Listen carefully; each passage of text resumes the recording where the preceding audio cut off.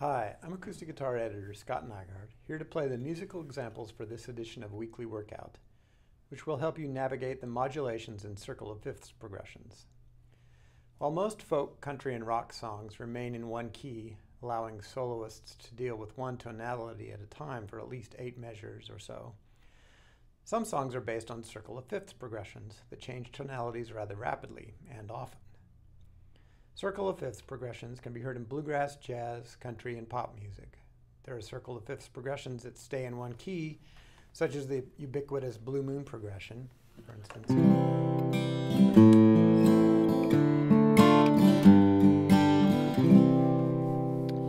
But there are also partial circle of fifths progressions that rely on dominant seventh chords, such as 1, 6, 7, 2, 7, 5, 7, or C,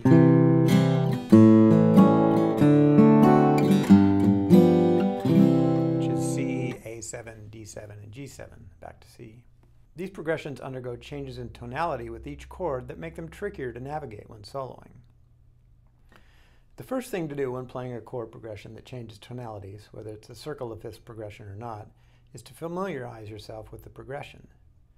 Example 1 uses a C, A, D, G, C progression with one chord per measure and a major pentatonic arpeggio on each chord, starting on the root of the chord.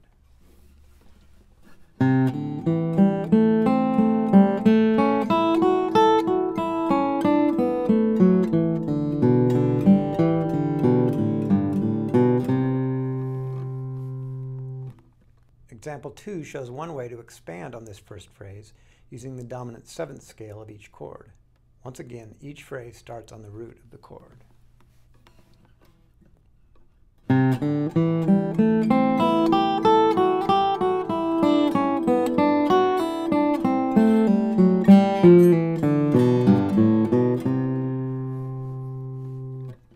When you change tonalities, it's important to determine what notes have changed from one chord to the next.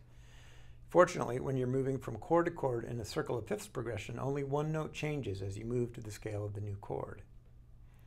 One nice way to signal the chord change in your solo is to accent the third of the new chord, as in example 3, where every measure begins with the third of the new chord.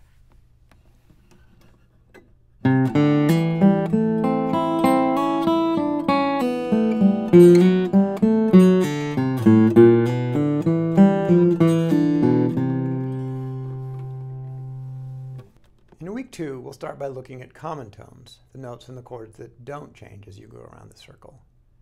Example 4, which has the same progression as in week 1 but in the key of G, uses common tones at each new chord change. The B note played at the end of measure 1 is the third of G and the fifth of E.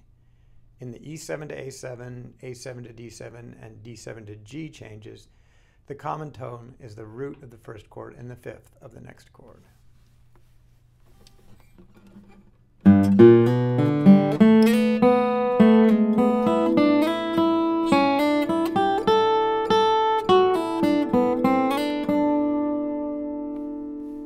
While the first examples are played in open position, it's important to build up a repertoire of circle of fifths lines in closed positions so you can use them in different keys.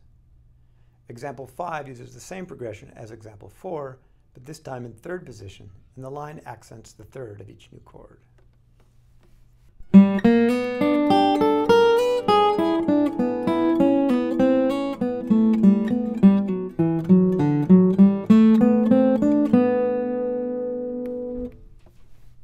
In the progressions cited so far, the tonality changes once per measure, giving you a short amount of time to reorient yourself. But sometimes the changes occur even faster, as in the next two examples, in which the tonality changes twice per measure. There are a couple of approaches to navigating these quick progressions. One is to concentrate on common tones, as in example 6, which sticks to notes in the G scale, except for the minor major third lick at the beginning and end of the phrase.